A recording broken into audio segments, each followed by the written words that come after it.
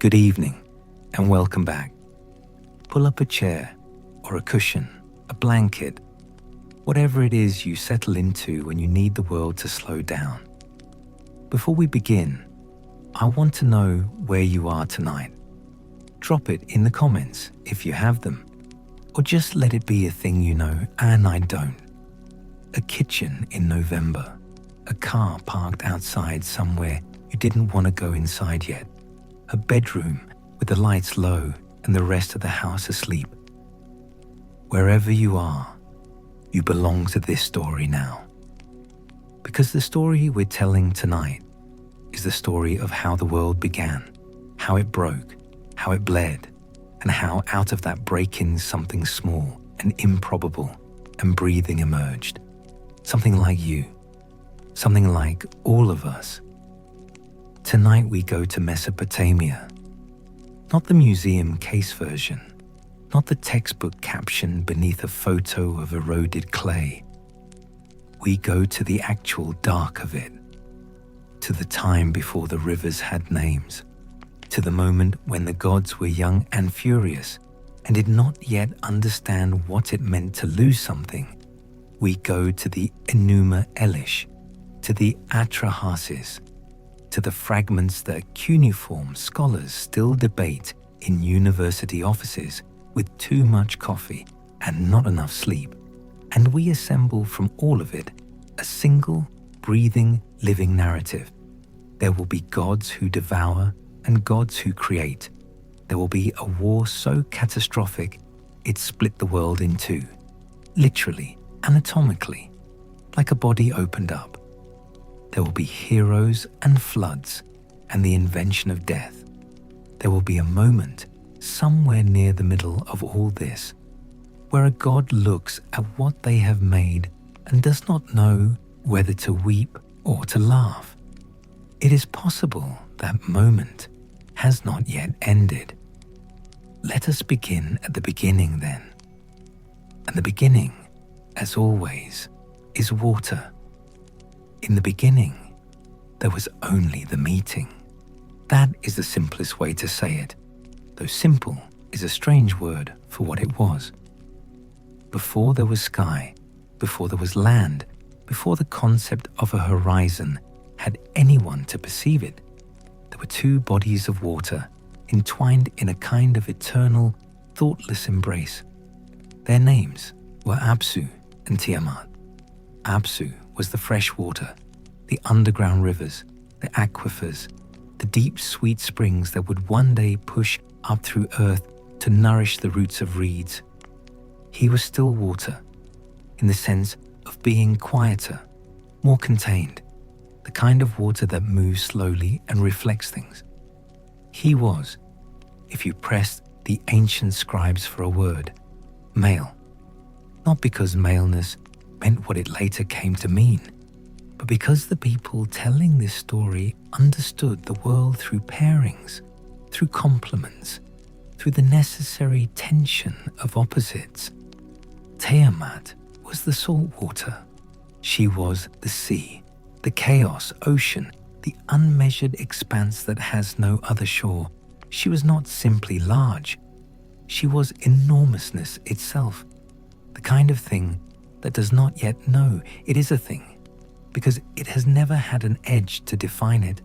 She roiled and heaved and mixed her waters with Apsu's, and from that mixing, from that ancient hydraulic commingling, the first gods were born. And this is already a complicated thing to hold in the mind, because here is what you need to understand. Tiamat and Apsu were not persons in the way we would mean the word. They were forces that had not yet fully congealed into personality. They were the substance of everything. And yet they also talked. They also slept. They also had, in the most literal and terrible sense, opinions. The universe, in the Babylonian imagination, was not a mechanism. It was a family, dysfunctional, violent, and somehow familiar because of it. From their union, the first generation of gods emerged, Lahmu and Lakamu, whose names suggest siltation, the slow settling of sediment that is the first act of creation, the world beginning to organize itself out of chaos by the simplest possible method, which is for things to settle toward the bottom. Then Anshar and Kisha, horizon gods, the first edge drawn between sky and earth, the moment when the cosmos decided it needed a line somewhere to tell itself apart. And from Anshar and Kisha came Anu, the sky god, the lofty and distant lord of heaven, who in many ways remained lofty and distant throughout all of what follows. A king in title, barely a presence in practice. From Anu, or in some tellings, from the combined divine family at large, came Ea, Nudimud, Enki. Remember that name. The early gods multiplied and grew, and with them grew something the ancients understood perfectly well: noise. The younger gods were restless and loud. They danced, they celebrated, they held, in the beautiful phrase of some translations, their meetings with the drumming of feet. They were young gods doing what young gods do, which is take up space without asking whether space belongs to them. Apsu could not sleep. This seems, at first glance, like a comically small grievance, the beginning of everything, the original substance of the cosmos, and what disrupts it is essentially noise from the next room. But the Babylonian myth-makers were not being small-minded.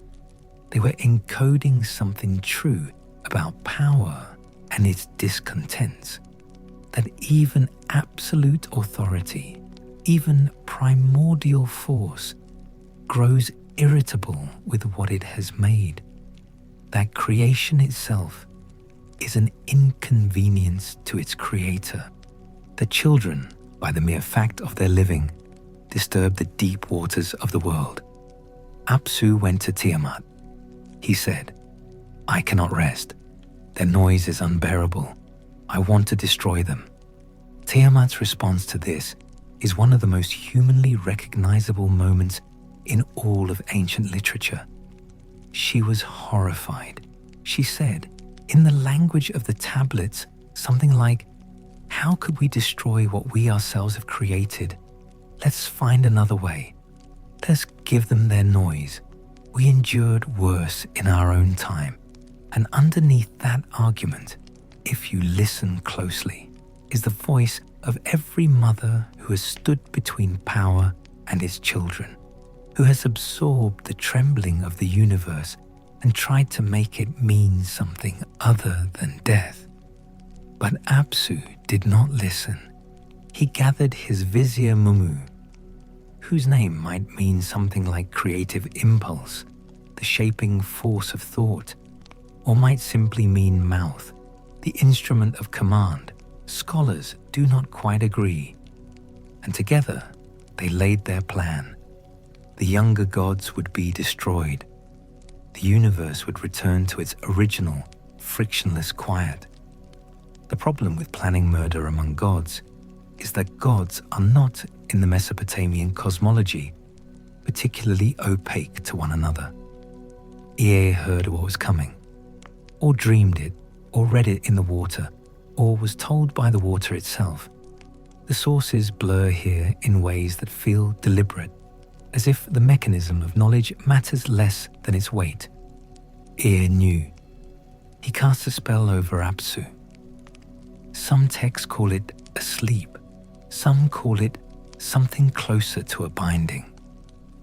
He lay Apsu down in the deep waters, stripped him of his holy crown, his authority, his divine radiance, and killed him.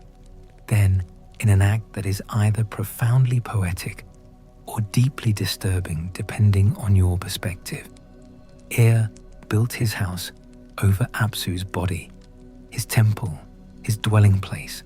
The sacred precinct from which he would henceforth govern was constructed on the remains of the god he had murdered. The Babylonians called this place Apsu too, They named the temple after the dead god it contained. There is a philosophy buried in this. The world we stand on is made of what came before. The order we live inside is constructed over the body of chaos. Every house, every city, every civilization is built on something it killed to be here.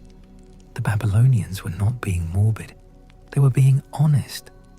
In the house he had built over Apsu's body, Ea lived with his wife Damkina in the sacred precinct. And in those chambers, in that divine dwelling place built from the substance of a murdered god, a child was born. His name was Marduk, but Tiamat had not yet been heard from. Let me sit with that a moment, because the story tends to move quickly past Tiamat's grief, and I think that is a mistake. Or at least the texts move quickly, and I am not sure they should have. Here is what happened to her, in the simplest terms. Her partner was killed. Her grandchildren, whom she had defended from that very partner's rage, then turned around and committed the murder she had refused. And the teller of this tale, the one doing the accounting, calls what comes next Tiamat's rage, Tiamat's terrible decision, Tiamat's war. She raised an army. From her own body she brought forth 11 monsters, dragons, serpents, a creature called the Lahmu, which is covered in hair, the Ugalu, which is a storm demon, a kind of raging dog, a scorpion man, howling storms, fishmen, a creature carrying a weapon no one alive can now identify with certainty. She appointed a god named Kingu, her new consort, her chosen champion, and she hung the tablet of destinies around his chest like a breastplate, which meant she had given him the power to determine fate itself. This is already a theological catastrophe of the first order. The tablet of destinies was not a metaphor. It was the mechanism by which the universe operated. Whoever held it held the levers of reality. King, wearing destiny, stood at the head of Tiamat's army, and the older gods, the Anunnaki, the divine council, panicked. They sent Anu to speak to Tiamat. He turned back before he reached her. The text does not say why. I like to imagine that he saw her and understood for the first time what she actually was. Not the mythological mother monster of his grandchildren's stories, but the sea itself, the salt chaos, and it was simply too much. He was a sky god. He had always been most comfortable at a distance. Then they sent Ea. He too could not stand before her. The assembly of gods gathered, and in language that is almost comic in its desperation, they ate and they drank, and they became silent and sat in darkness. Then someone suggested Marduk. Marduk was Ea's son, born in the innermost sanctum, born from the waters that were themselves the site of a god's killing. He was young, but young in a divine sense, which does not mean small or weak, which means new to the cosmos, not yet shaped by all that caution and defeat. He was described as having 4 eyes and 4 ears, which some scholars read literally, and some understand as a statement about his perception, that he could see and hear in all directions simultaneously, that nothing was hidden from him. When he spoke, fire came from his mouth. That may also be metaphorical. The Babylonians were not always clear on this point, and perhaps they did not care to be. Marduk agreed to fight Tiamat, but he had conditions. His condition was kingship. He stood before the divine assembly and said, in so many words, "If I win, I want to be supreme. Not equal, not honored, supreme. Fate shall be mine to determine. Whatever I create shall not be undone. Whatever I decree shall stand. The gods, who had been sitting in the dark, eating and drinking and despairing, agreed immediately. To confirm this, they put the star in the middle of their gathering and told Marduk to unmake it with words alone and then remake it. He did. The star disappeared and then reappeared. The assembly shouted their agreement and the hall shook. Marduk was king. He went to make his weapons, and the descriptions of this are glorious. The kind of glorious that feels like it was meant to be sung, not read. He took up a bow and fitted it with an arrow. He carried a net so large it could hold a sky. He brought lightning before him. He made a wind, 4 winds, and they were new things, had never existed before. He made the very concept of wind and handed it to himself as a weapon. He created a flood wave and drove a chariot. He was terrible to look at. Even the other gods, his allies, his family, the people who had just proclaimed him king, even they fled from his face when he was armed for war. He called to Tiamat. He called to her the way a general calls to an enemy, but also the way a grandchild might call to a grandmother, with a specific kind of accusation in the voice. You raised these monsters. You appointed Kingu. You did all of this. So let us end it between us. Just us. Single combat. Tiamat agreed. They stood across from each other, and even in translation, even in the second-hand academic rendering of a text that was already ancient when Rome was young, the weight of this moment comes through. This was the sea. This was the original chaos. This was the substance from which everything had been made, and she was fighting her great-grandchild over who got to own the world she had become. Marduk threw his net. She opened her mouth to swallow him, and he drove the winds in. The south wind, the north wind, the east and west, the hurricane and the tornado. And she could not close her mouth. She was filled with wind. She swelled. He shot her through the heart with his arrow. He stood over her. Then he split her. The passage in the Enuma Elish describing what Marduk did with Tiamat's body is one of the most extraordinary pieces of cosmological text to survive from anywhere in the ancient world. He split her like a shellfish into 2 halves. From one half, he made the sky. He stretched her body across the heavens like a canopy, and where her ribs had been, he placed a roof so that the waters above the sky, her waters, her saltwater chaos, would not come flooding down. He set watchmen there, divine gatekeepers, and told them not to let the waters out. From the other half, he made the earth. He placed her eyes, and they became the source of the Tigris and the Euphrates. He piled her body to make mountains. He used her tail to create the Milky Way, or something in the sky at least. The translation of that particular line is contested. The gods of Tiamat's army he bound and imprisoned. From Kingu he took the tablet of destinies and hung it around his own chest. Kingu was bound in chains and brought before the council. Marduk was supreme. The earth was made. The sky was made. The rivers were the eyes of a dead goddess. The tent of heaven was her body. We live inside her still. After the war, there is the administration of what was won. Marduk stood before the assembly of gods, and the distribution began. He organized the sky into stations for the great gods, 300 above, 300 below, an assembly of 600 split between heaven and the upper and lower worlds. He placed the moon in the sky and gave it instructions. wax and wane, mark the months, be the calendar by which the mortal world would one day organize its festivals and its planting seasons.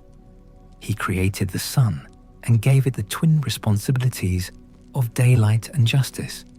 He ordered the stars, those fires of the divine, into their patterns. The Babylonian vision of divine order is worth pausing on, because it is not the order of emptiness or silence.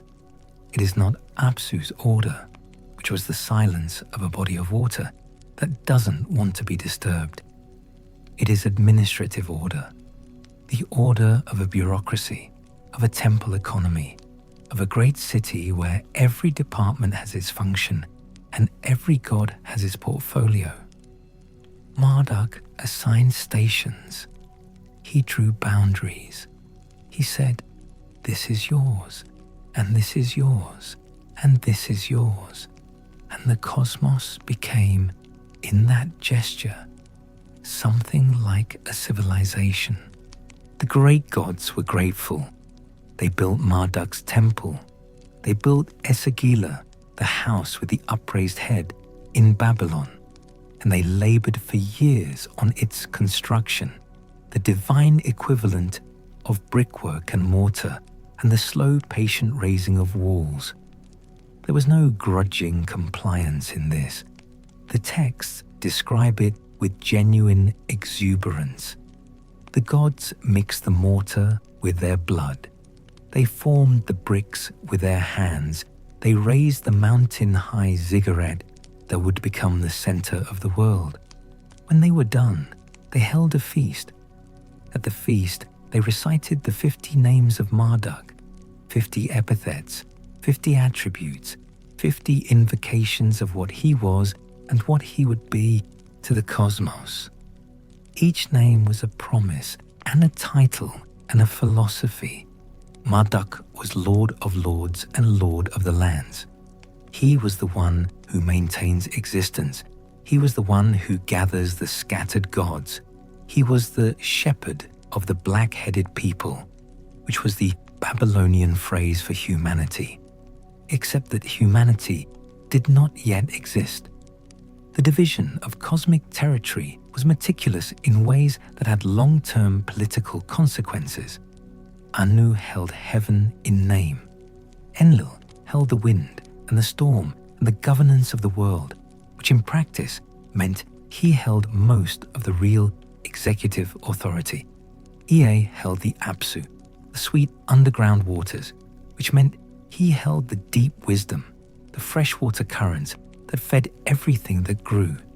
Marduk held Babylon, and through Babylon, the visible world, the cities and the rivers and the cultivated land and the people who would come to fill it. The division created a tension that the later myths never fully resolved. Enlil's authority and Marduk's supremacy existed in a kind of productive friction. Enlil was older, more traditional, the original holder of the divine executive power, and Marduk was the usurper by victory, the new king whose title rested on a battle. The older gods had not been able to fight themselves. This friction surfaces repeatedly. Enlil is always there, always consequential, always slightly at odds with the established order, even while being one of its pillars. He is the part of the divine administration that remembers what it was before Marduk, and that memory is not always comfortable. The lesser gods were assigned their roles with the same administrative precision. The Iggigi were sorted. The Anunnaki were seated in their heaven and their underworld. The divine economy was clarified. Who received offerings? Who governed what domain? Who could be appealed to for what kind of help? This was the world as the Babylonians understood it. Not chaotic, not arbitrary, but structured, hierarchical, governable. The gods had their jobs. The temples were their offices. The offerings were their salary. The world was ready, but it needed workers. Here is where things get complicated in a way that feels, to put it mildly, uncomfortable. The gods had won their war. They had built their city in the sky and their temple below it. They had organized the cosmos into its proper departments and assigned each deity a role. But a civilization, even a divine one, requires labor. It requires the grinding work of maintaining the irrigation canals, of gathering the harvest, of building and cleaning and feeding and tending. The great gods, the Anunnaki, the supreme council of heaven, did not want to do this. They had lesser gods who did, the Iggigi, 700 in number, who for years and years and then more years carried the baskets and dug the channels and hauled the stones. The Iggigi got tired. In the Atrahasis, the second great Mesopotamian mythological text that runs parallel to and sometimes overlaps with the Enuma Elish, the Iggigi's exhaustion is described in terms that make the labor vivid and human, even when the laborers are divine. They dug the Tigris, they dug the Euphrates, they heaped up the mountains. For 3,600 years they worked, and then one night they looked at each other, burned their tools, and marched to Enlil's gate. Enlil was, at this point in the cosmological ordering, effectively the executive head of the divine bureaucracy. Anu was supreme in title.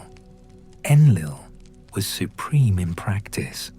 He governed the world, assigned the divine workloads, sat at the center of the cosmic administration.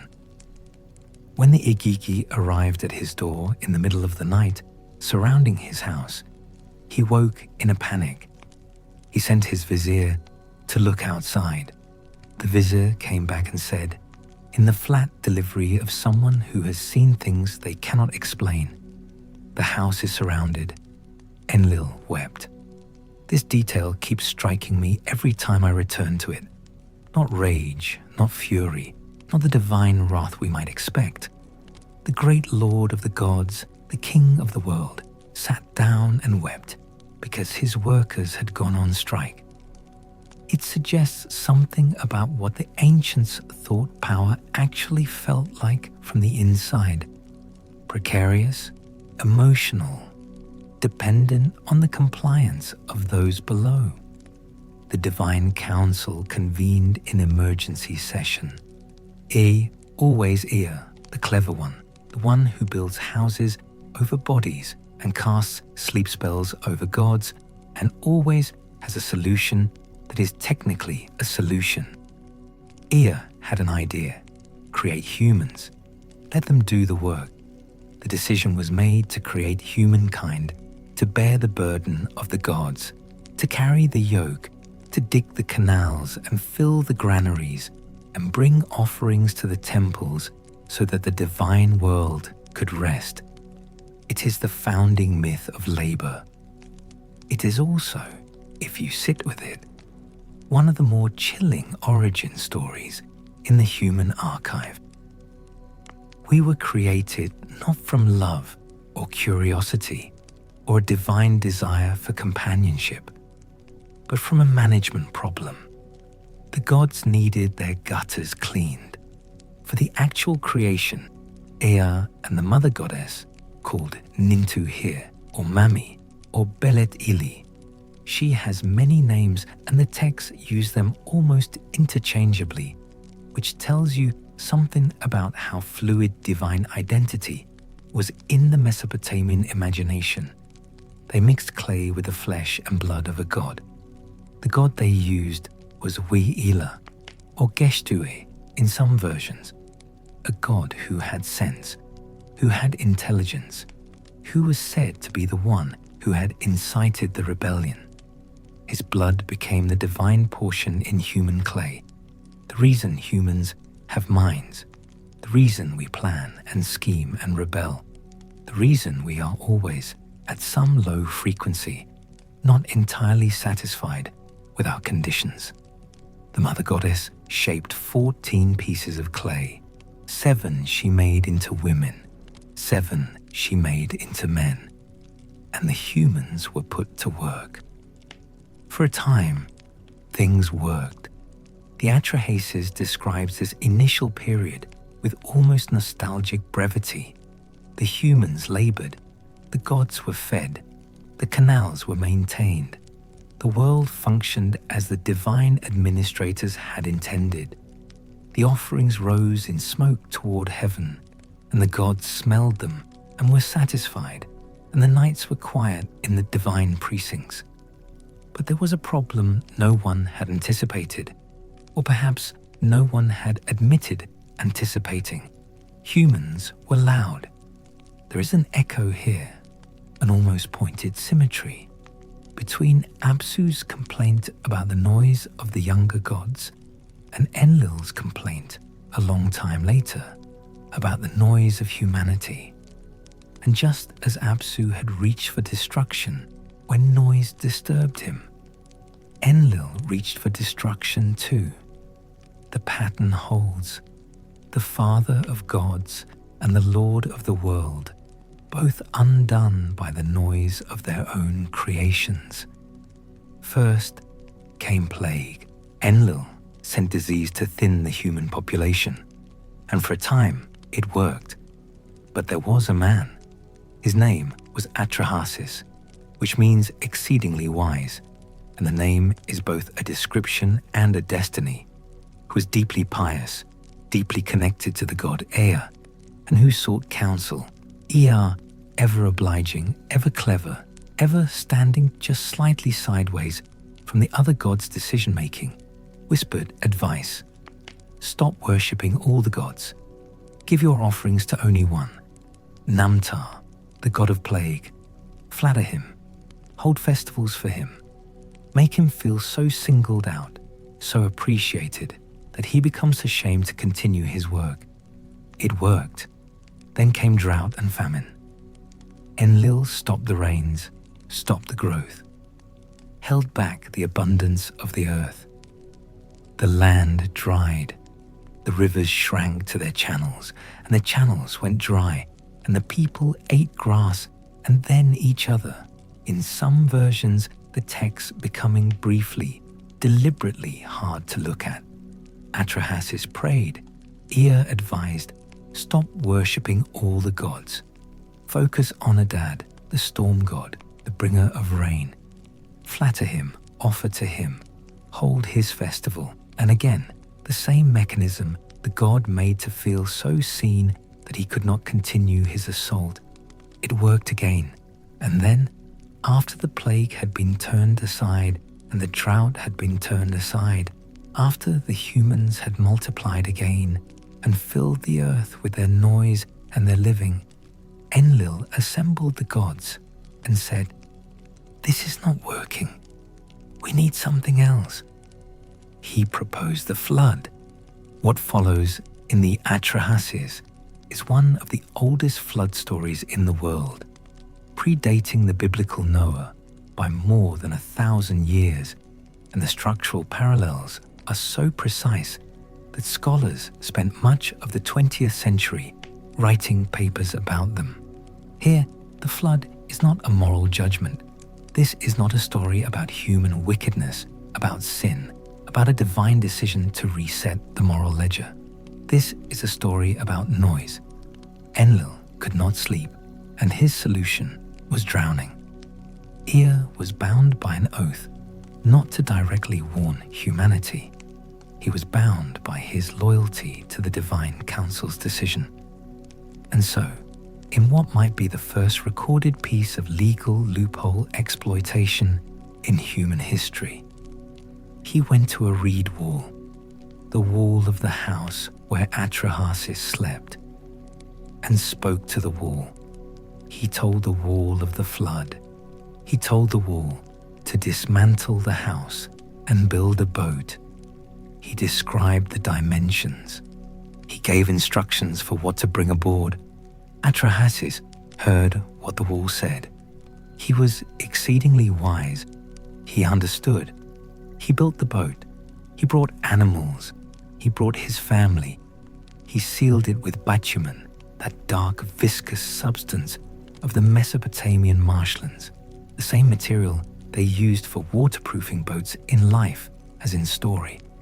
And when the storm came, when Adad bellowed and the sky broke and the earth returned to something like the primordial sea, Atrahasis was inside it, rocking, surviving. The flood lasted 7 days and 7 nights. When it was over, Atrahasis opened a window and a dove went out and came back. A swallow went out and came back. A raven went out and did not come back. Then Atrahasis released the animals and made offerings to the gods. He opened the incense pot. He set up a brazier. He burned cedar and myrtle and let the smoke rise. The gods smelled the smoke and crowded around the offering like flies. This line, in its original Akkadian and in every translation I have read, carries a specific and devastating charge. These are the gods of heaven and earth, the lords of the cosmos, the divine assembly that had just murdered nearly all of humanity, and they crowded around a piece of burning cedar like insects around a wound. It is not a flattering image. I do not think it was meant to be.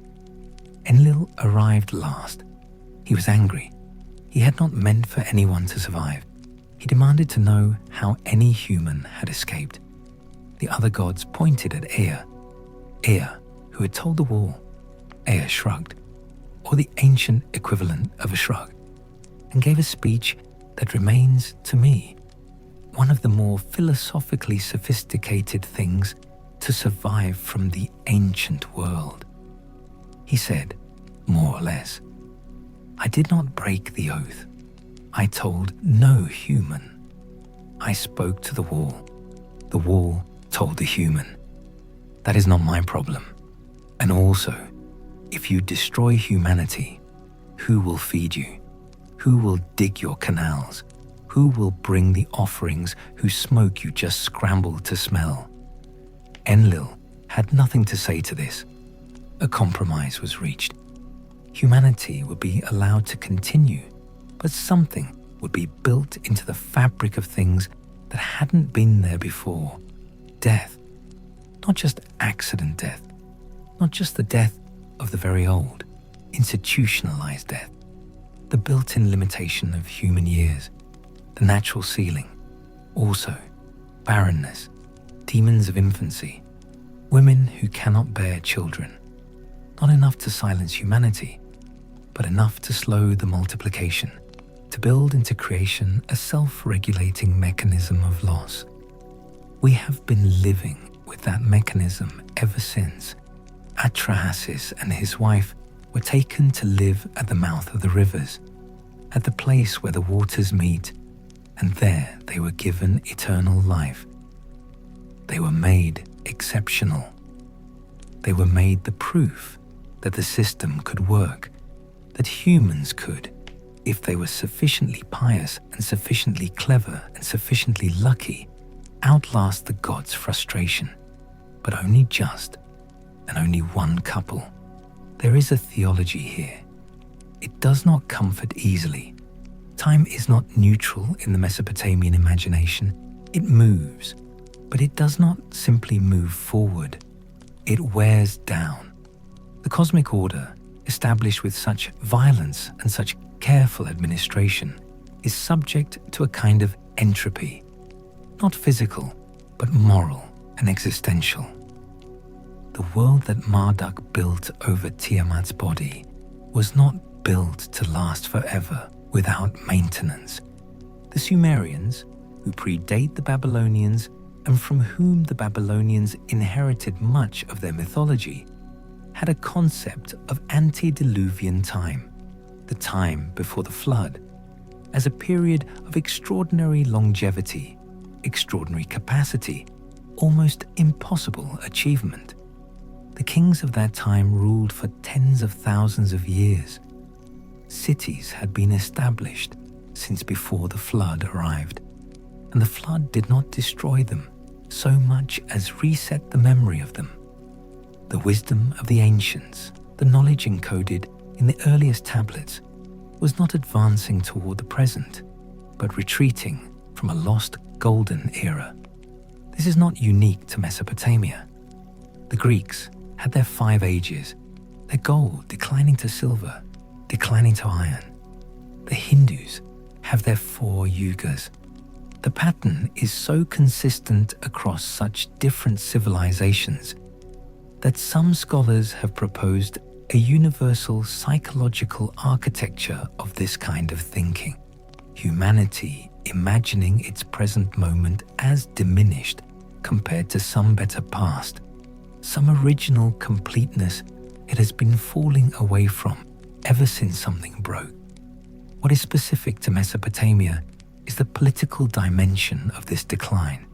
The Me, the divine powers, the civilizational attributes, were not stable.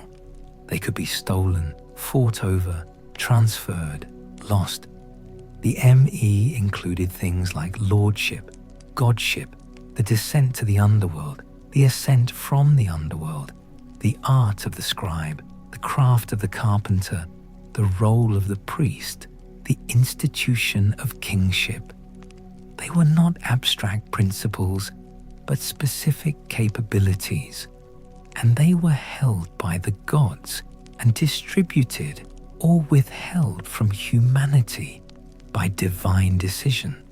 When the Me went with humanity, when the cities of Sumer learned the crafts and the ceremonies, when kingship descended from heaven to the cities, those cities flourished.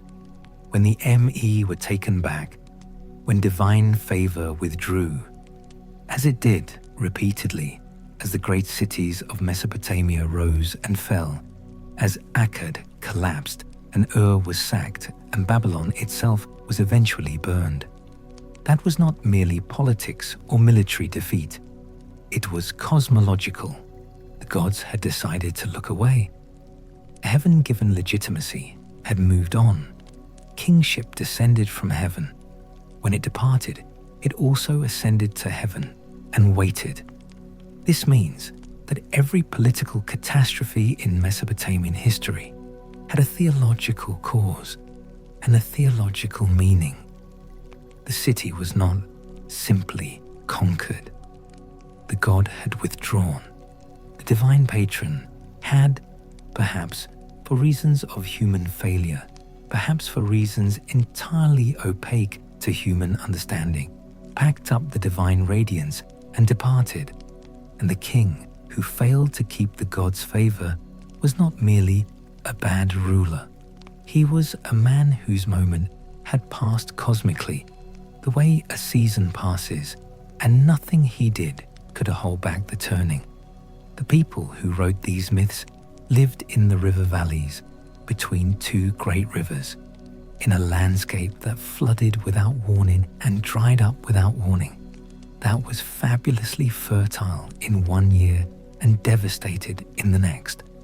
They understood in their bones that abundance was not a stable condition, that the order of things was always temporary, that the gods you fed today might still take everything tomorrow. This is sometimes read as pessimism. I think it was something more careful than that, a refusal to be surprised by loss, a philosophy built from a geography that did not allow for complacency, a wisdom that lives in the clay the way the clay itself lives in the tablets, pressed in, fired, unalterable. The great ages of Mesopotamian civilization were always understood as exceptional, as gifts, as conditions that could not be assumed. The Golden Age for Sumerians was not the future. It was the distant past, receding. The best a person could do was hold what remained of it and honor it while it lasted. and not be surprised when it ended. Into this world of divine administration and temporal decline, the heroes came. They came from the cracks between the mortal and the divine, from the threshold spaces where human blood and divine fire mixed. And they were always too much, too strong, too clever, too proud. And they always paid for it. But they changed the shape of things by being too much. And that is what the world remembers them for. The first is Gilgamesh. And if there is any figure in this entire tradition who demands obsessive attention, it is him.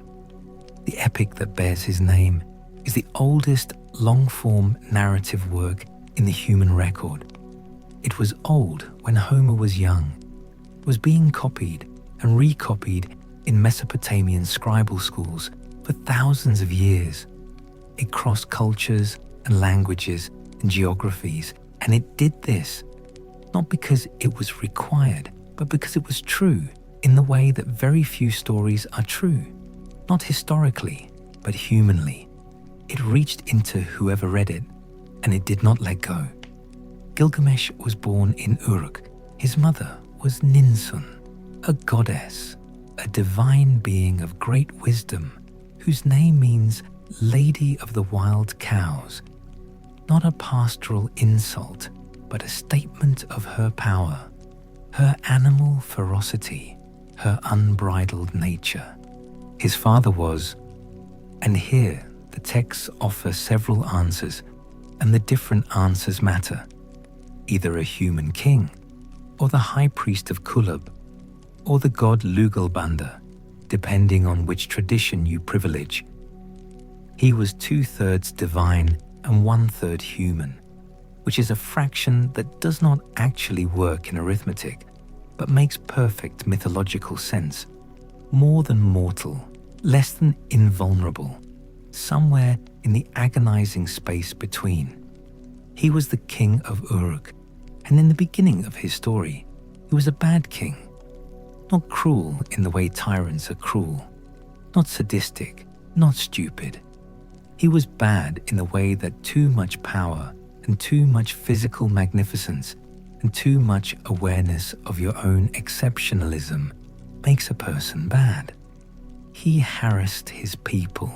He took what he wanted. He exercised the ancient rights of a king in ways that the ancient texts describe delicately and modern interpreters understand clearly enough. The people of Uruk prayed to the gods, "Send us someone to match him. Send us a mirror." The gods heard. The mother goddess created Enkidu. Enkidu was made from clay on the steppe, not in a divine chamber, not from the blood of a rebel god, but from the open land, from the earth of the wilderness. He lived with animals. He did not know human things, not bread, not beer, not clothing, not the idea that city walls could separate inside from outside. He was the human before civilization, the human still embedded in the natural world, and he was enormous and strong and covered in hair, and the hunters feared him because he released animals from their traps and filled the pits with earth, and the animals came to him and were not afraid. A hunter's father told him, "There is a woman in the city, a temple woman, a servant of the goddess. She was a woman of the sacred precincts, and she was to be sent out to the steppe to encounter Enkidu, to offer him the human things he didn't know, to bring him through intimacy and through teaching into the world of people." She went out. She found him. For 6 days and 7 nights, she gave him the things of humanity. And afterward, when he went back to the animals, they ran from him. He had become something else. He had crossed a threshold that has no return. She taught him to eat bread and drink beer. She dressed him. She brought him to a shepherd's camp, and there he learned to guard the flocks at night, to keep off the lions and the wolves, to stand between the tame and the wild. He became, in other words, a person, not without loss. The animals were gone.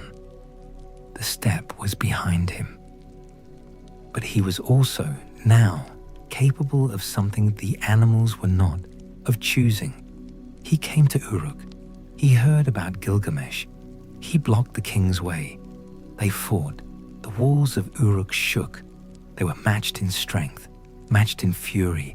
And this transition is where the epic reveals what it is actually about. They stopped fighting and they became friends. Not merely allies. Friends in the sense that two people become when they have seen each other at maximum force and chosen to stand together instead of apart. Gilgamesh wept. He embraced Enkidu. His mother Ninsun adopted Enkidu as a son. They were brothers, which in Mesopotamian terms meant something even stronger than the English word now conveys. Together, they went to the cedar forest.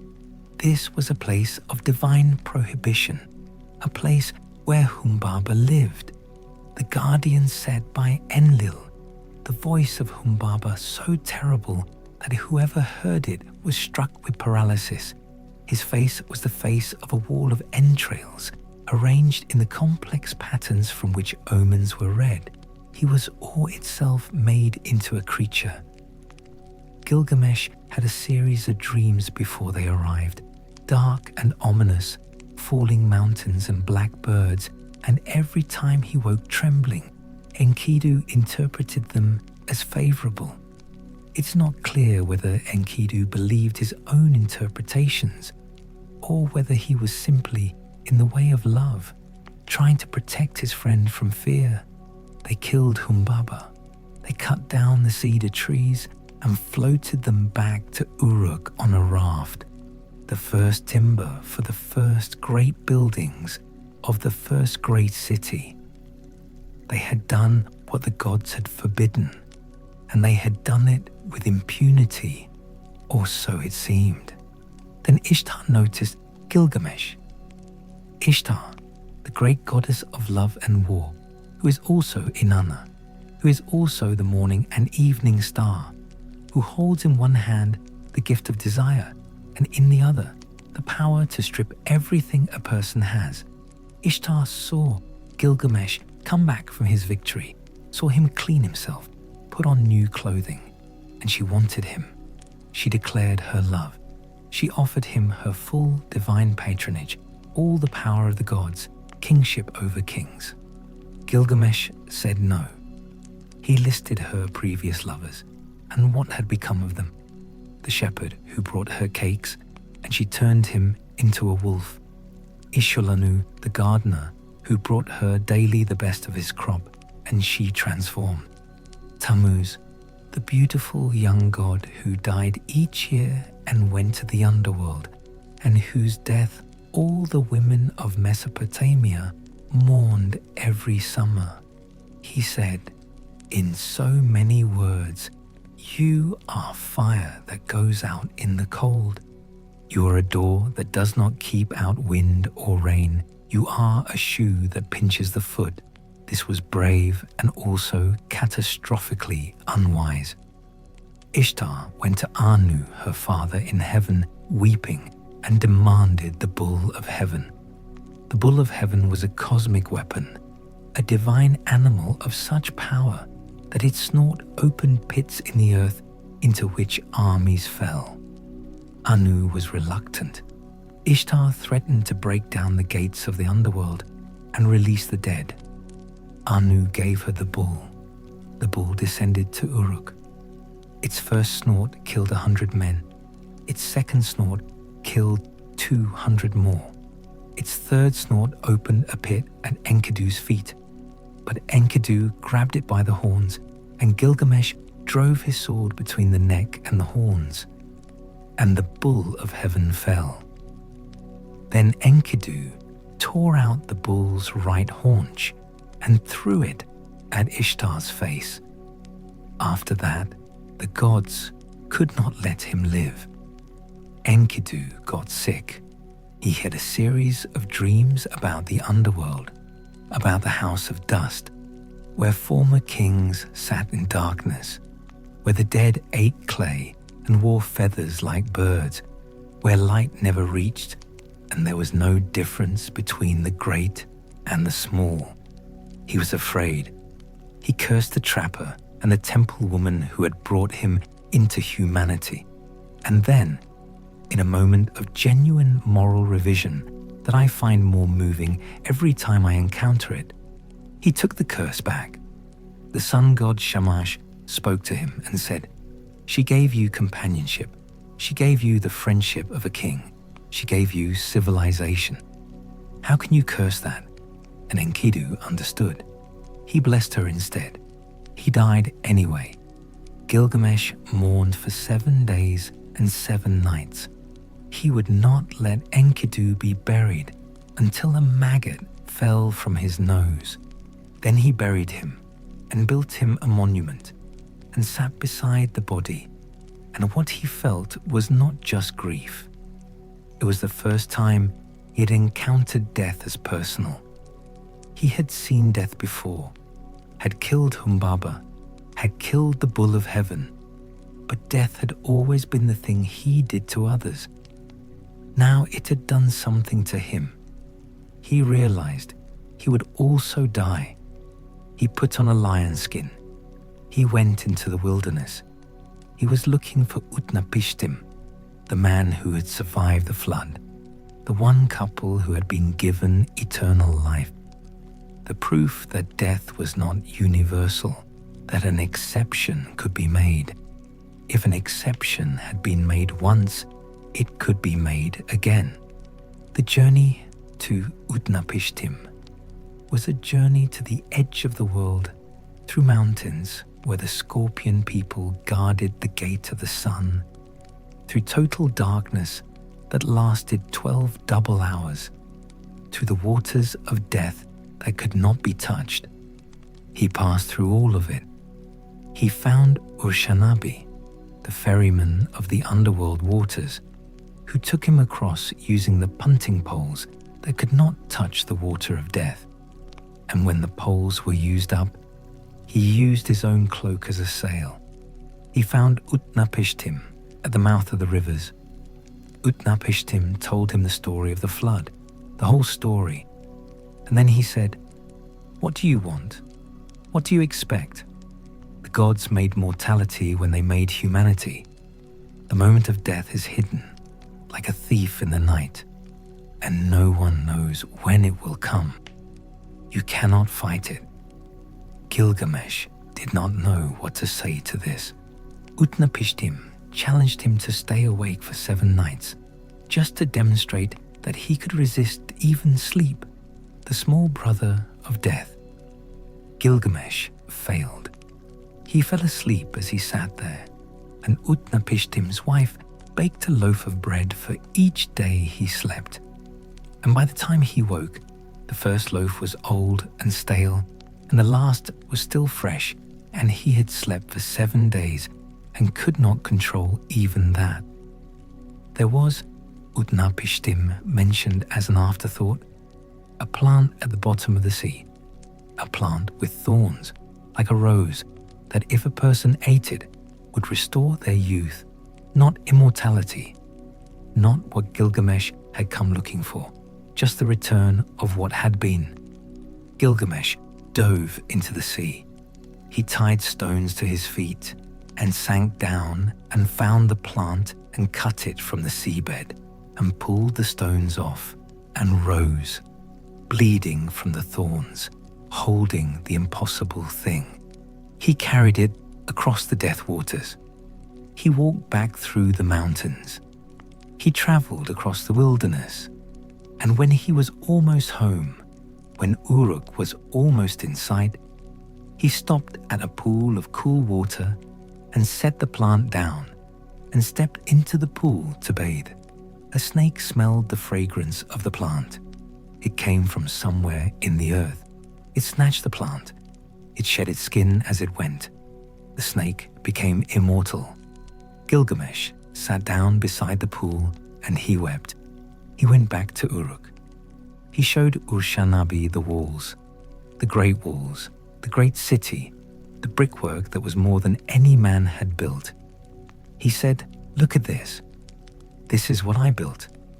Look at the orchards and the fields and the sacred precinct. Open the box of cedar and look at what is written inside. Look at the record of my deeds."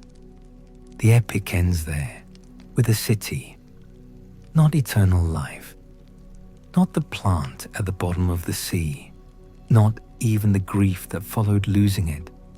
The legacy is the wall, and what is written inside the box, and the act of one human being turning to another and saying, "Look at this, look at what we made, remember us."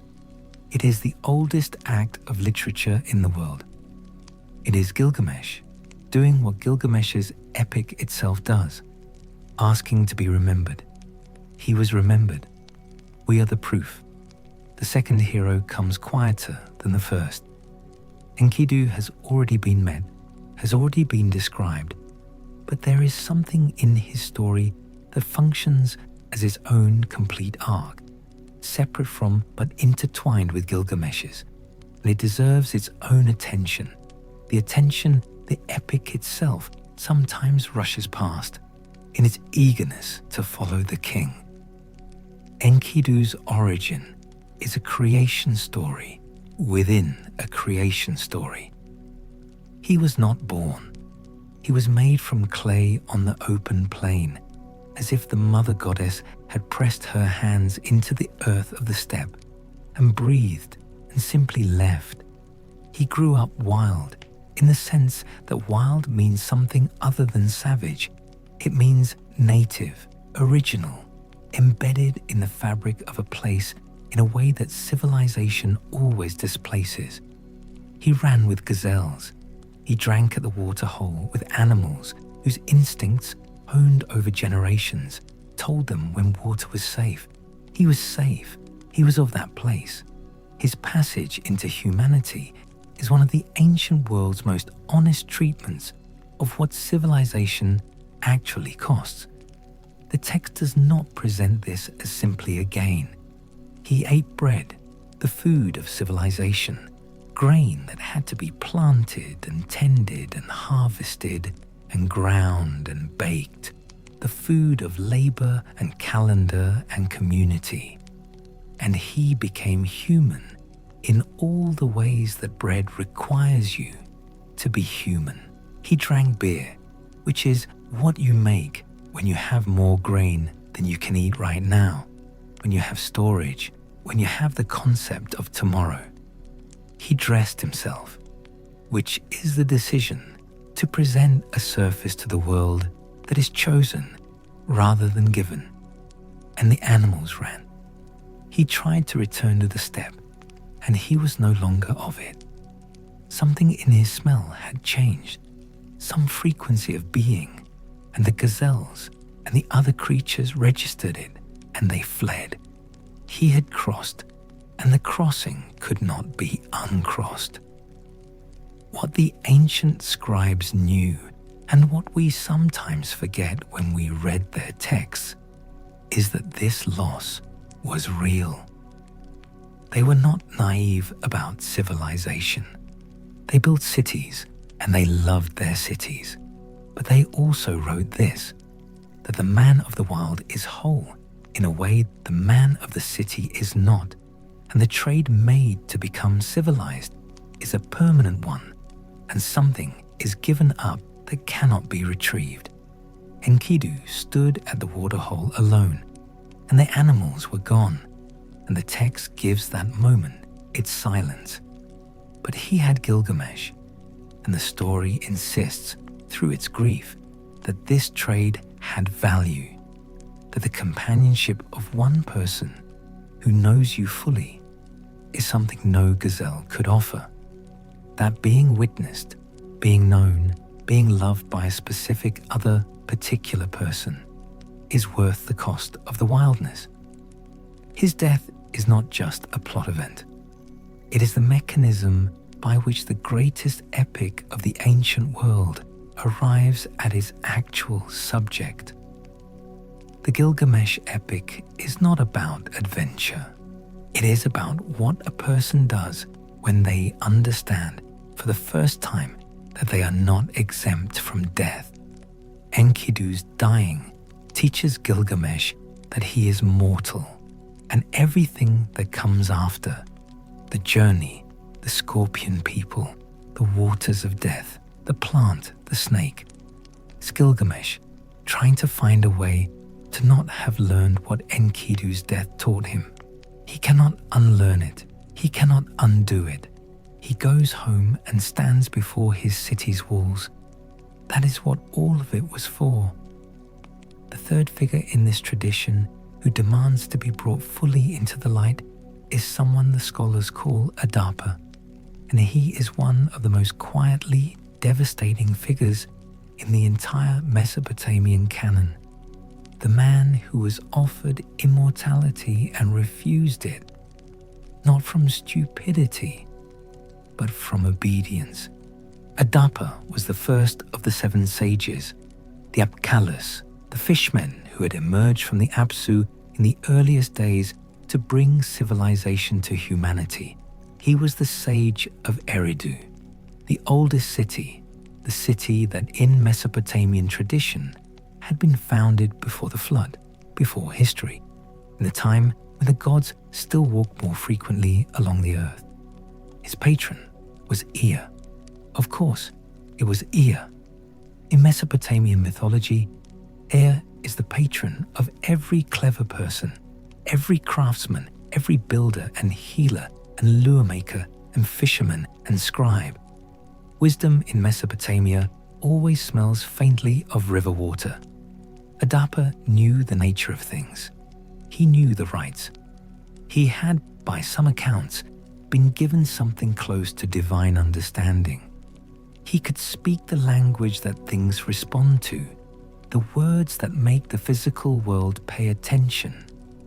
He lacked only one thing: eternal life. And the reason for that gap, the reason Ea had made Adapa wise without making him immortal, is never quite explained in the texts, and that absence of explanation is, I think, the most honest part of the myth. I need to pause here, because this is the part of the story where I am never quite sure whether Ea is a villain or a protector. Every reading I do sends me somewhere slightly different, and I do not think the ambiguity is accidental. It feels carved, pressed into the clay deliberately, the way you press a finger into soft material to leave a mark that can be read but not easily answered. One day, Adapa was fishing in the sea, which was his habit and his sacred work. For in Eridu, the sea was close, and the fish were the offerings of the god. A south wind came and capsized his boat.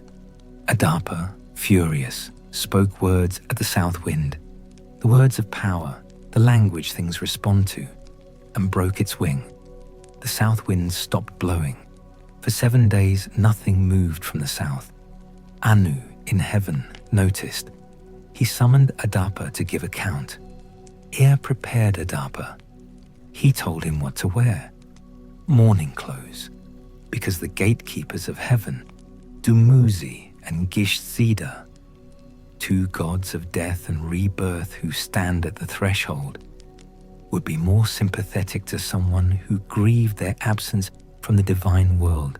He told him what to say to the gatekeepers and the specific words to use. And then he told him this: when you are before Anu, he will offer you bread and water. Do not eat, do not drink. The bread is the bread of death. The water is the water of death. Adapa did everything Ea had said. He wore mourning clothes. He spoke the right words to Dumuzi and Gishzida. He stood before Anu, and gave his account, and Anu was, against all expectation, pleased with him. Anu looked at Adapa and saw a person made with such completeness, such precision, such extraordinary wisdom, that the god's anger dissolved into something close to appreciation. He offered Adapa the bread and water. Adapa refused, and Anu laughed, or the divine equivalent, something sharp in that moment, some recognition of what had just happened. He said, "Why didn't you eat? Why didn't you drink? You could have been immortal. It was the bread of life. It was the water of life." Ea had told him it was death. The question the Adapa myth leaves open, and it has been leaving it open for 4,000 years, is whether Ea made a mistake, or whether Ea was protecting something, or whether Ea deliberately withheld immortality from humanity through his most faithful servant, out of some reasoning we cannot access. The text does not say. The text, with the patient cruelty of all the best ancient stories, simply describes what happened and then ends.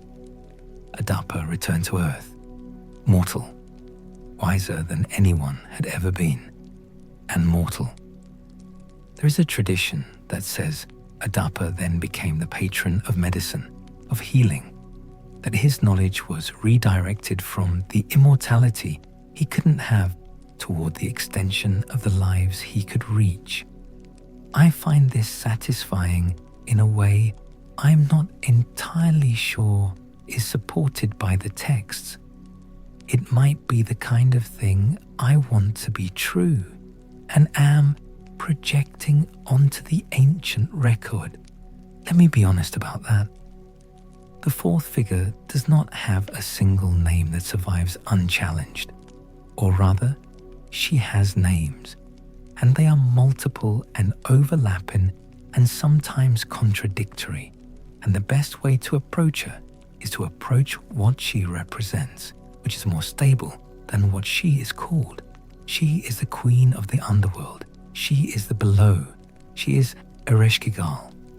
Her story begins, as the stories of so many women in ancient mythology begin, with something being done to her rather than by her. In the beginning, the great gods divided the cosmos. Anu took heaven, Enlil took earth, and the ocean was given to Ea. The underworld was given to Ereshkigal, and the language of the giving in the texts that have survived is ambiguous about whether she chose it or whether she was placed there. Carried there, one tradition says, carried to the great below like a bride carried over a threshold, except there was no celebration afterward, and the door did not open again. She is great. This is always insisted upon. She is the great queen, the mistress of the great earth, the lady who rules over the dead with absolute authority. No one enters the underworld without her permission. No one leaves. The laws of the underworld are her laws, and they are the oldest laws, and they predate the gods themselves. The law that whatever enters must undress, must yield its power, must arrive naked and equal before the below. When Ishtar, her sister in some versions, her opposite in all versions, the above to her below, the living world to her dead world, descended, she arrived at the gates with her full divine regalia, all her powers, her crown and her earrings, and her breastplate, and her measurements of the belt, and her lapis lazuli rod, and her garments. She demanded entry. The gatekeeper went to Ereshkigal. Ereshkigal's reaction is described in the tablets with a phrase that scholars translate in different ways, but that always carries the same quality. She slapped her thigh and bit her lip. She was not afraid. She was not pleased. She was perhaps furious that the above had come to try to claim the below, the way the above always tries to claim the below. Or she was something else, something that does not translate. The tablets do not say. She told the gatekeeper, "Let her in," but by the law. At each of the 7 gates, Ishtar was stripped. Her crown, her earrings, her collar, her breastplate, her hip belt, her wrist and ankle bangles, her robe. At the 7th gate, she entered the underworld naked, which is to say, as an equal, as a dead person, as a thing that had no power here. And Ereshkigal struck her with 60 diseases and hung her from a stake. While Ishtar was in the underworld, the world above stopped. Nothing mated. The bull did not mount the cow. The man did not take the woman. The processes of life, of reproduction, of continuation, all of it froze. Spring held its breath. The seeds stayed seeds. The birds did not pair. The gods noticed. They sent a messenger to Ea. Ea created a being made of dirt from under the fingernail of a god, a creature of almost nothing who could pass through the gates without triggering their laws. And this creature descended and sprinkled the water of life on Ishtar's body, and she rose and dressed at each gate and returned to the world. But the law of the underworld requires a substitute. The underworld does not give without taking. Something must remain below for everything that comes back up. And so the demons came with Ishtar, the demons who take no offerings, who drink no libations, who carry no flour on their back, who do not eat the food of the gods. They came demanding a substitute. Ishtar looked at her husband Tammuz, who was sitting on a throne in the sun, dressed in fine clothes, celebrating rather than mourning her absence. She pointed at him. They took him down. His sister wept. She offered herself half for half. Half the year she would go down. Half the year Tammuz would go down. And so the cycle was established. And in it is the whole of the Mesopotamian explanation for why summer becomes fall, why the green things die, why the god dies every year and the women mourn him in the streets of the city, why the rain stops. Tammuz goes below. The world grieves. Then the substitute returns, and he comes back up, and the cycle turns. Ereshkigal in all of this is the fixed point, the constant. She is the one who does not change and does not leave and does not rise. She holds the dead. She is the rule. And in another text, the descent of Nergal, a later story, she is given more complexity. She weeps. She is lonely. She accepts the god Nergal as a consort and rules the underworld with a partner. But she is still there. The below does not move. Everything else orbits her. Her legacy is the most honest thing in the entire Mesopotamian cosmology. The acknowledgement that the underworld is real, is sovereign, and is older than the convenience of the living. The great conflict that held all of these individual stories together, that stitched the hero tales and the creation myths and the underworld descents into a single fabric, was not any one war or any one catastrophe.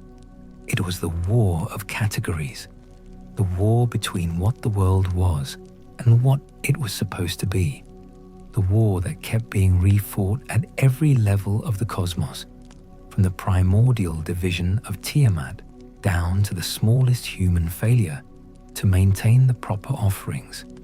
The Anzu bird stole the tablet of destinies. This is how it begins in the great myth of the divine thief.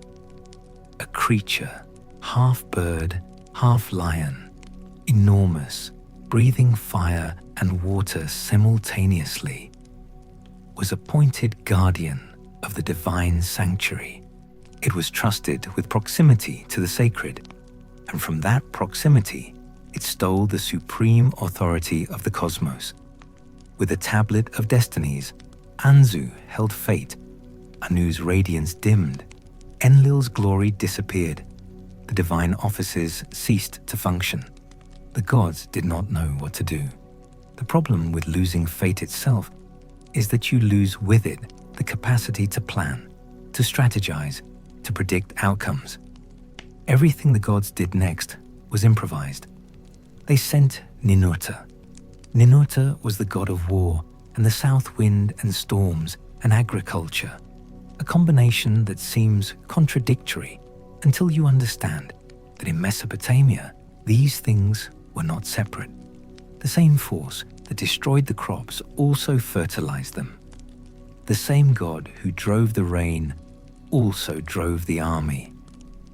Ninurta was a young god, martial, eager, not yet cautious in the way that the older gods had become cautious with the memory of Tiamat. He went against Anzu 3 times. The first 2 attempts failed because the tablet of destinies gave Anzu the power to speak counterspells. Whatever weapon Ninurta threw, Anzu commanded it to become what it had been before it was a weapon. An arrow became its wood, its feathers, its stone tip. Ninurta stood in front of a creature who could unmake his weapons with words. Ea, always Ea, gave him the solution. The 3rd time, shoot the feathers. Not the creature, but the feathers. So they fall and Anzu can breathe, and breathe in the arrow, and the arrow becomes his breath, and his breath is the arrow. And the circularity of the counterspell becomes the mechanism of his defeat. Ninurta shot the feathers. The feathers fell. Anzu breathed. Ninurta's arrow became the wind in his chest. He fell. Ninurta took back the tablet of destinies. He laid it at Enlil's feet. The divine radiance returned to Anu. The offices resumed their functions. Fate was back in divine hands. This story is about something specific: the danger of proximity without accountability. The Anzu bird was given access to the sacred not because it had earned it, but because it was there, was placed there, was assigned there. And from that unearned position, it took what was not its to take. The theft of the Tablet of Destinies is a story about the specific catastrophe of institutional trust violated, about what happens when the guardian becomes the threat. The resolution is about cleverness, turning a limitation into a mechanism. Not brute force overcoming brute force, but understanding the rules well enough to use them against the rule breaker.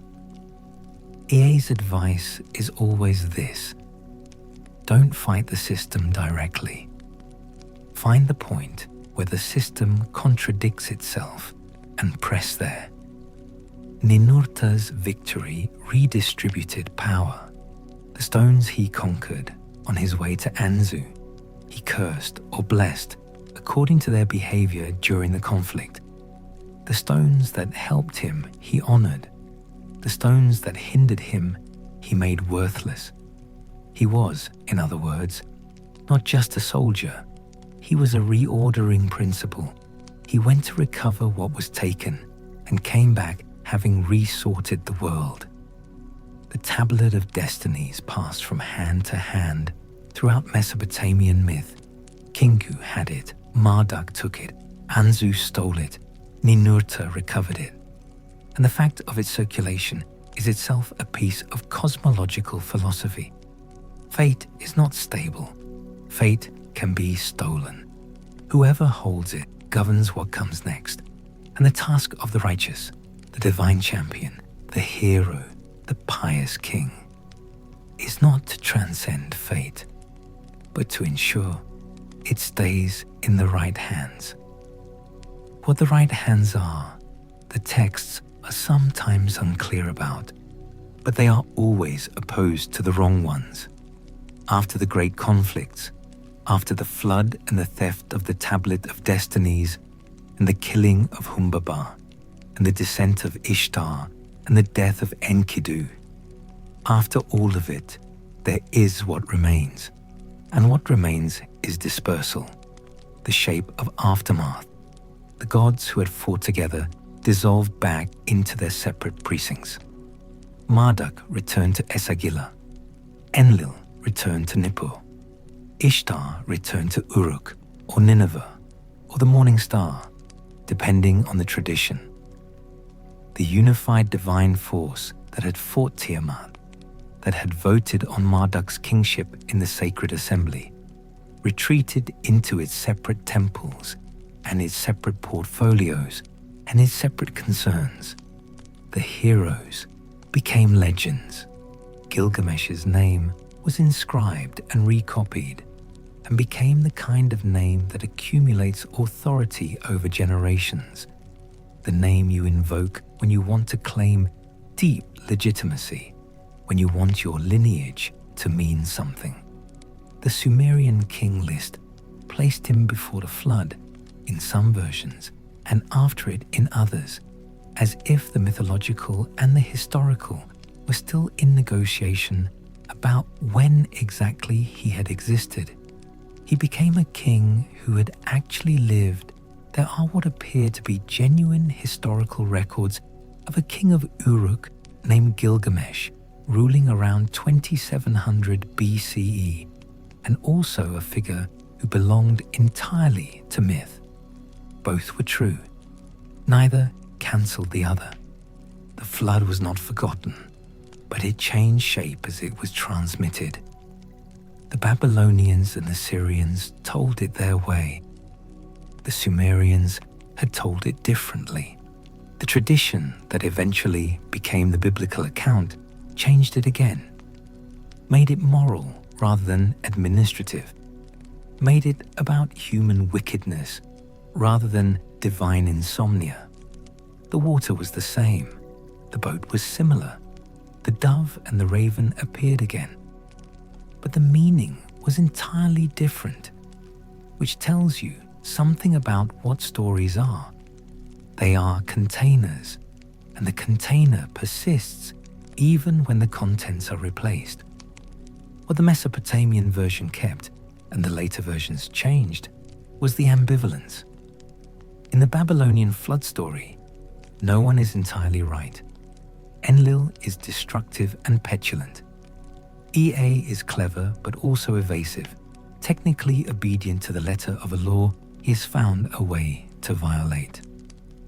Atrahasis is pious, but also lucky, not especially more virtuous than all the humans who drowned. The gods who crowd around the incense like flies are not majestic. The survivors are not chosen for their goodness, but for their connection to a god who liked them. This is, in some ways, a harsher story than the later versions. It does not resolve into a covenant, a rainbow, a divine promise of non-repetition.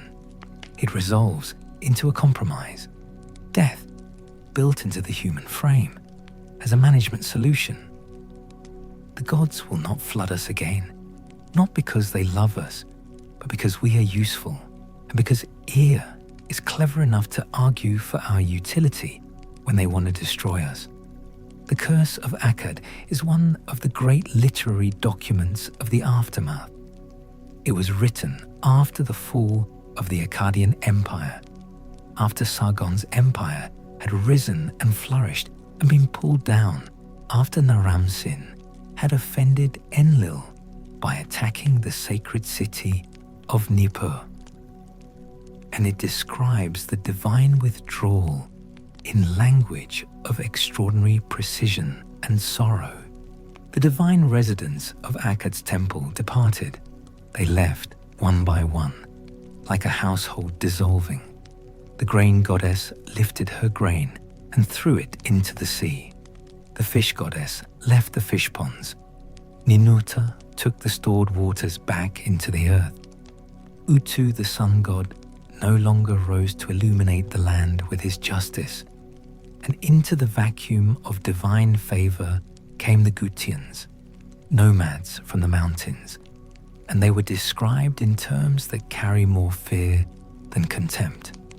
They were not like humans, the text says. They did not know the rights, they did not know the laws.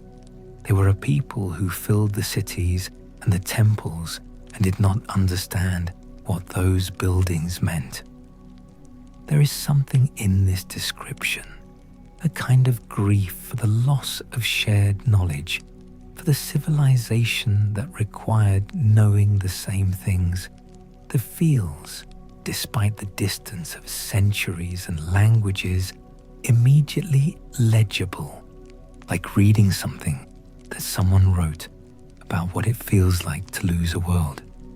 Akkad fell. The text mourns it the way a person mourns something that cannot be undone, with the particular grief of someone who understands exactly what was lost and knows they cannot get it back. But it also insists on causation. This happened because of something. Naram-Sin's pride, his attack on the sacred, his failure to maintain the divine favor that made kingdoms possible. And if causation is true, then the loss was preventable, and the prevented version of history hovers just behind the recorded one, the ghost of all the choices that could have been made differently. Anyway, this is the part of the story that is hardest to hold, because it is about the thing after the thing, the long tail of consequence, the way a world keeps shaping itself around the absence of what it lost. The theme of fate runs through all of this, like the Euphrates itself, not metaphorical, but actual. The fact that the land you are farming would not exist without the river that built it, and the river could also flood and take everything you built on it. The Mesopotamian concept of fate, Namtaru, Shimtu, the term varies, was the order of things as it was supposed to be, not merely as it was. You had a fate that was appropriate to your nature and your station. A king's fate was to rule. A farmer's fate was to farm. A god's fate was to govern their particular domain. Violating your fate was possible. The texts show people and gods doing it regularly. But it cost something. It created imbalance. The world pushed back. The keepers of fate were not neutral administrators. When Anzu stole the tablet, the gods lost their fates. They became directionless, purposeless, unable to function in their offices. Fate was not what happened to you. Fate was what you were for. Death was written into this system, not as punishment, but as necessity. The Atrahasis text is explicit about this. Death was created because humanity without death was too loud, too numerous, too much. Death was the solution to the management problem. And the remarkable thing is that the Mesopotamian tradition does not prettify this. Death is not a gift, is not a mercy.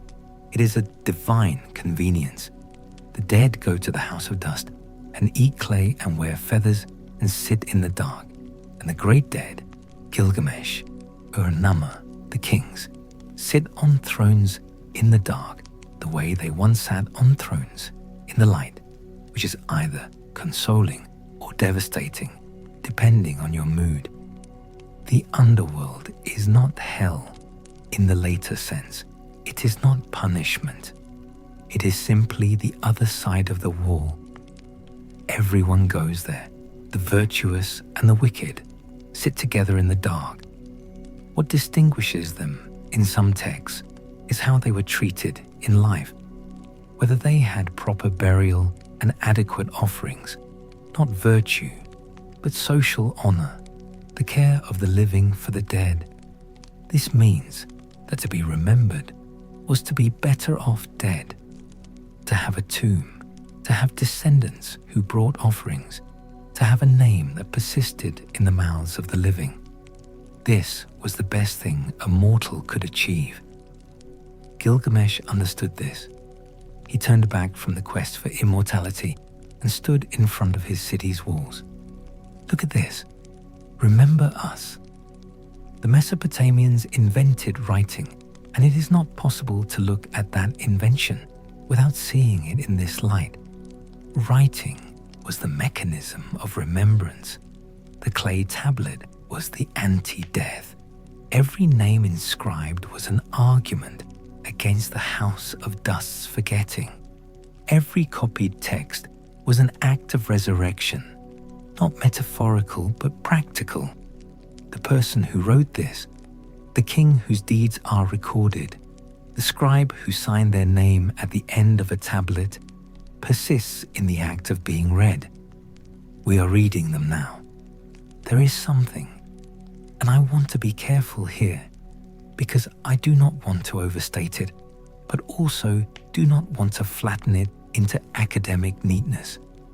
There is something that happens when you read the grief of Enkidu's death, the real grief, the 7 days and 7 nights, the refusal to let the body be buried, the sitting beside the body waiting for the maggot, as if watching for the last possible moment of Enkidu's presence in the world. There is something in that description that is recognizable in a way that makes the distance between us and the Babylonian scribe collapse entirely. A person sat and wrote those words. They had seen grief. They had sat beside something they could not fix. The ancient world is sometimes, often, described as utterly alien to us. Different values, different cosmology, different understanding of what a person is. And much of that is true. But the grief of Gilgamesh for Enkidu is not alien. It is the same grief. It uses the same body.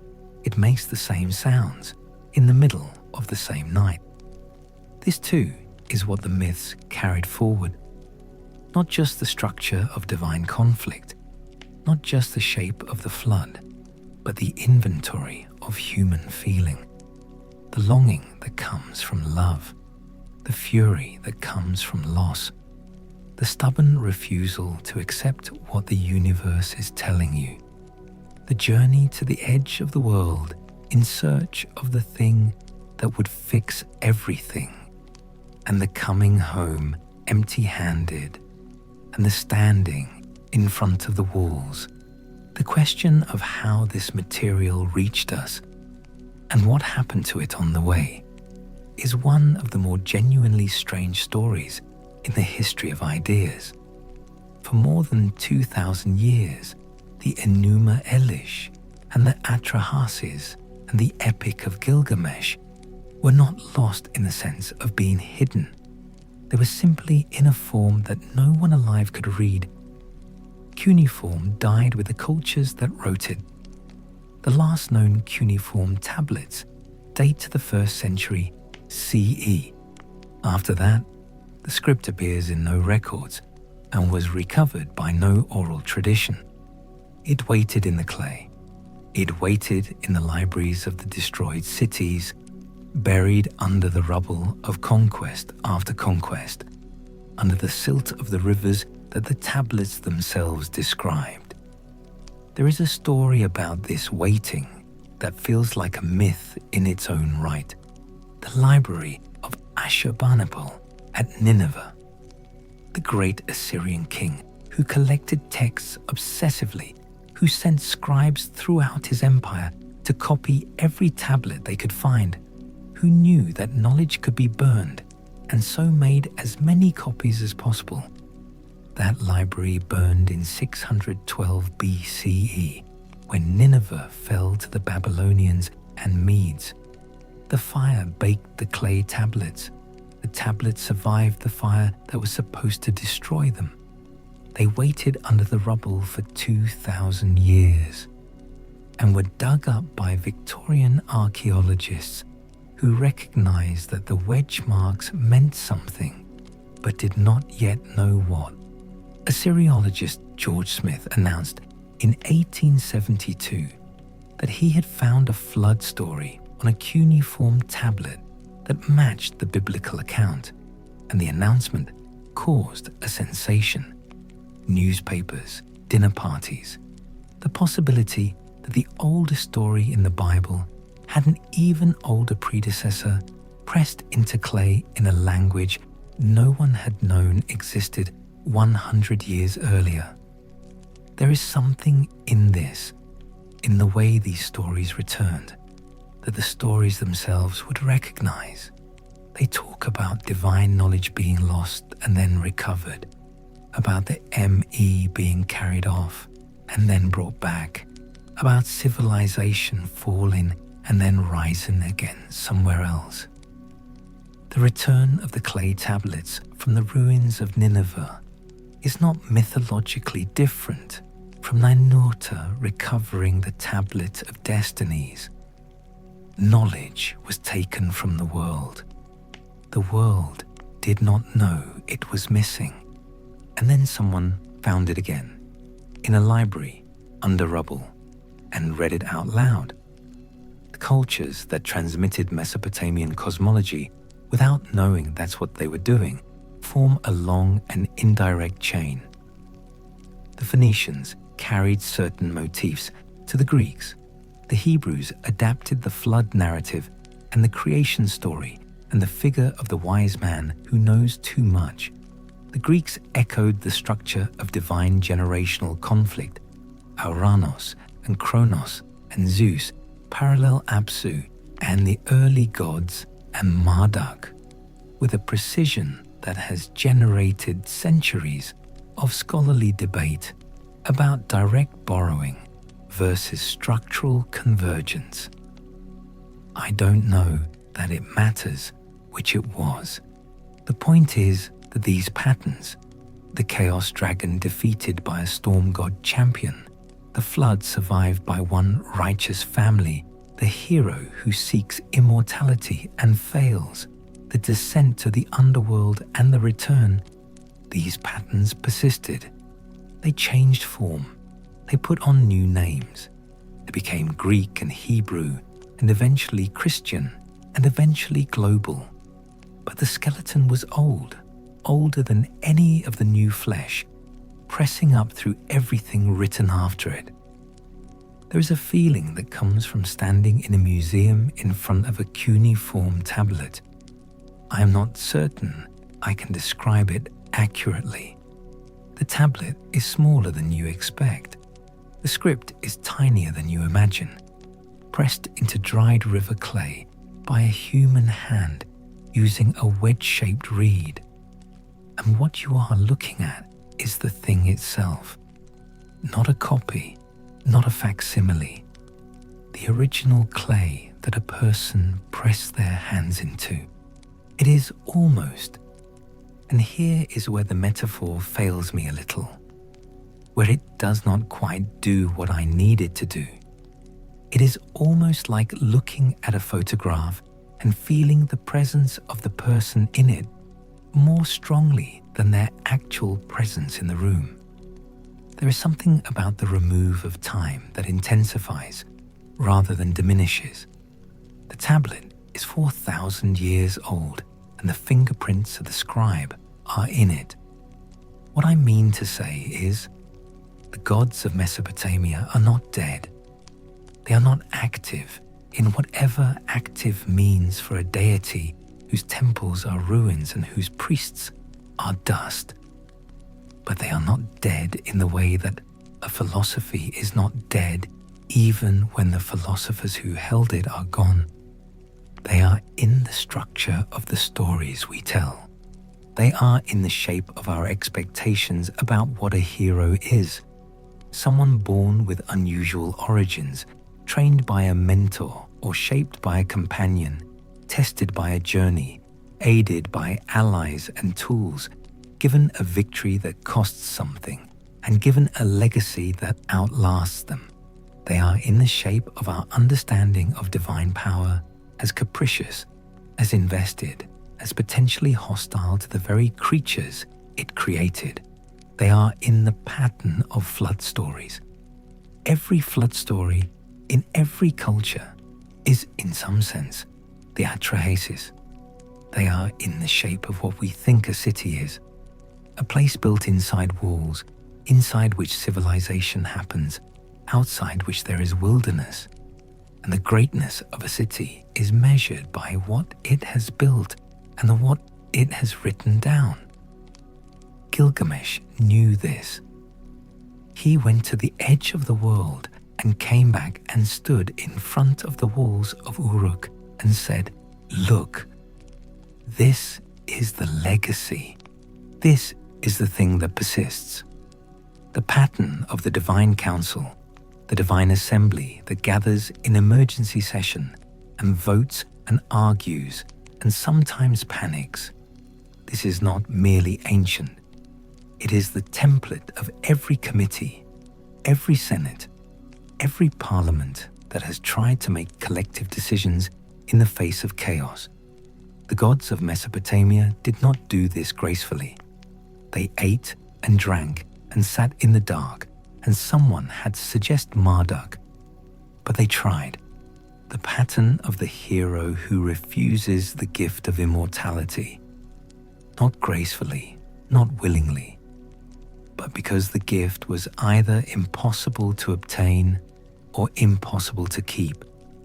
This is not a Mesopotamian invention that history set aside.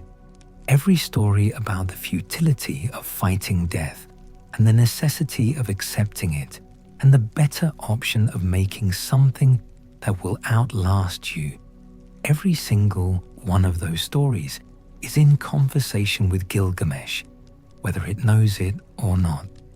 The gods of Mesopotamia are also, and perhaps most urgently, in the problem of labor. The Atrahasis is one of the oldest accounts of what happens when those who do the work refuse to do it anymore, and the answer the divine administration reached, create a different class of beings to bear the burden, is an answer with a very long history after it. We are still arguing about that answer.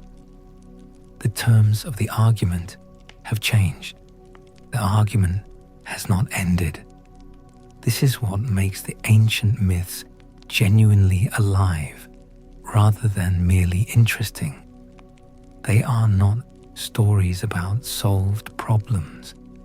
They are stories about problems that were managed, displaced, deferred.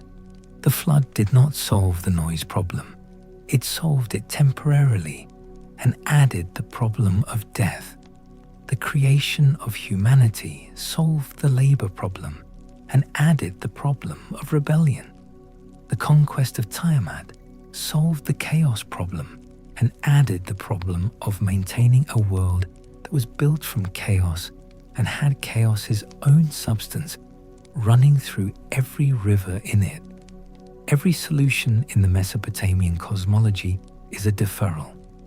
Every order is a temporary arrangement.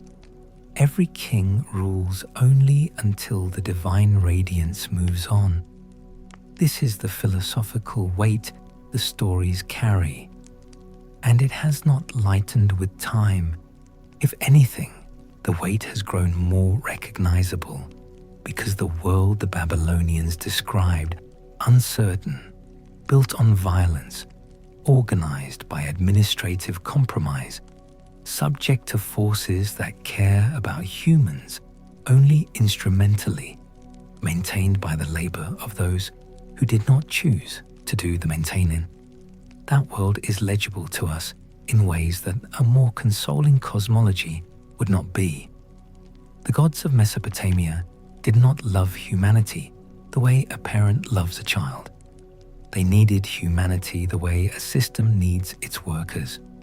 The relationship was one of mutual utility, and the utility was lopsided, and everyone in the story knew it. The humans brought offerings. The gods accepted them. The world continued. This was the bargain. Within that bargain, the humans found room for something the bargain had not planned for: attachment. Gilgamesh and Enkidu, two beings who were created to serve different purposes, found in each other something the divine administration had not accounted for, something that made the journey to the edge of the world make sense, even when the journey failed, something that made the standing in front of the walls make sense, even without the plant. The Mesopotamian archive is full of lists: inventory lists, land records, contracts, hymns to gods, medical prescriptions, mathematical tables, astronomical observations. It is a civilization that understood itself through the act of writing things down. The myths are part of that project, but they are also something else. They are the place where the civilization admitted what the lists could not contain. The grief that does not translate into a property record. The love that does not translate into a contract. The fear that does not translate into an astronomical observation. There is also the question of memory, which the Mesopotamian tradition understood as something closer to a practice than a faculty. Memory was maintained. It required effort. It required the continuous act of copying, scribe to scribe, generation to generation, the stylus pressed into fresh clay to reproduce what had been pressed into clay before. The myths were not stored and then recalled. They were performed. They were spoken aloud in temples, recited at festivals, sung at New Year ceremonies. Memory in Mesopotamia was not passive. It was liturgical. To remember was to do something with your body, your voice, your hands pressing the reed into the wet clay. This matters because it means that the loss of these traditions was not the simple erasure of old information. It was the dissolution of a practice. When the temples fell, when the priesthood scattered, when the scribal schools closed, what ended was not a database. It was a ritual body. The knowledge did not go anywhere. It sat in the clay, but no one performed it. No one pressed fresh clay to reproduce it. No one stood in the sacred precinct on the fourth day of the new year and recited the Enuma Elish to a gathered crowd and felt the world remake itself through the telling. That silence lasted 2,000 years. It is the longest gap of silence in any tradition I know, and it has a specific texture, not the silence of something that was suppressed, not the silence of something that was deliberately forgotten, but the silence of something that outlasted the people who knew how to use it. The tablets were there. The knowledge was there. It waited, patient as clay, through every empire that rose and fell above it, through the Greeks and the Persians and the Parthians and the Romans, through the Islamic Golden Age and the medieval period and the Renaissance, through all the centuries of human memory and forgetting. It waited in the ground beneath Nineveh and Nippur and Babylon and Eridu and Ur, and it said nothing, and no one heard it until they started digging. The archaeology of Mesopotamia is its own kind of myth, the story of a civilization recovering its own past. The expeditions of the 19th century, the great digs at Nineveh and Nimrud and Nippur, the slow, patient work of removing earth from the ruins of ancient cities. This was not simply scholarship. It was an act of resurrection. Each tablet lifted from the ground was a voice returning.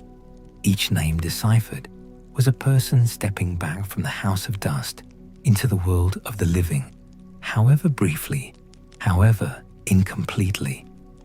Assyriology as a discipline was born from this work, and it is a discipline that has spent its entire existence confronting the incompleteness of the record. Tablets are broken, lines are missing. The crucial passage in the Atrahasis that might clarify whether Ea was protecting humanity or betraying it is damaged precisely where the answer would have been. The text of Adapa is damaged in the specific place where Ea's reasoning is given. The damage feels deliberate, though it is not. It is simply the casualty of fire and time and the weight of earth. The scholars who have devoted their lives to these fragments have developed a peculiar intimacy with incompleteness. They work with what is not there as much as with what is. They hold the damaged line up to the light and read the probable shape of the missing characters and offer their best interpretation, and then note scrupulously that the note is tentative. The tentative note is the most Mesopotamian gesture I know. The scribe who copied a tablet and wrote at the end that the original was damaged and the copy was faithful to the damage. The scribe and the modern Assyriologist are doing the same work across 4,000 years, preserving what survived, being honest about what didn't. The tablets held all of it, the clay held all of it, the fire baked it in and the rubble preserved it, and the Victorian archaeologist dug it up, and the scholars spent a century and a half reading it back to us. We are the noise the gods could not silence. The night is getting late, and the fire has burned down some. There are threads left unfinished. The story of Etana, who flew to heaven on an eagle to bring back the plant of birth, who looked down from the sky and saw the earth shrink to the size of a bread loaf, and then to a bun, and then to nothing at all, and turned back. The full theology of Ishtar and what it means that the goddess of love is also the goddess of war, that desire and violence issue from the same divine body. The 7 sages and their dispersal after the flood, the Apkallos who carried civilization's knowledge into a time of destruction and brought it back out the other side. But that is a story for another day and another fire and another evening with you wherever you are. What I want to leave you with is this. The Babylonian scribes who copied the Enuma Elish for centuries did not know they were preserving something. They were doing what they were trained to do, maintaining the record, honoring the past, feeding the gods with the act of recitation. The epic was recited on the 4th day of the New Year festival. Every year, in Babylon, in the spring, someone stood in the temple and recited the creation of the world from the beginning, and the people heard it, and the world was, in some real sense, recreated. The act of telling was the act of making it true again, as if the world needed to be remade by speaking regularly, or it would begin to come apart. Stories do this. They recreate the world. They put the thing back together for the length of their telling, and you walk out into whatever night you came from, carrying a little more of the pattern inside you. The gods of Mesopotamia are in that pattern. Tiamat, who is the sea, who is the body of the world. Apsu, who is the sweet water under everything, who was murdered and became the foundation. Marduk, who split the sea to make the sky and stood over what he had done and found it good. Ea, who is always there, always a little ahead, always looking for the angle that lets him do what he knows should be done. Enkidu, who crossed from one world into another and could not go back. Gilgamesh, who went to the edge of the world and came home and stood in front of the walls. You are made from clay and from the blood of a god who was in the habit of rebellion. That is not metaphor, or not entirely.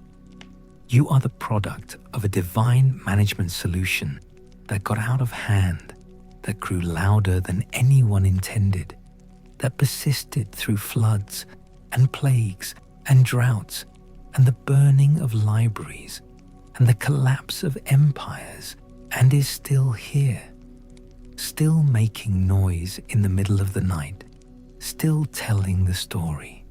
The gods were not ready for what you would become. Neither, perhaps, were you. Good night, wherever you are. Travel safe, sleep well. And if you hear something in the dark tonight that sounds like water, very old water, deep and moving and unmeasured, I suspect you know now what to do. Keep your ears open.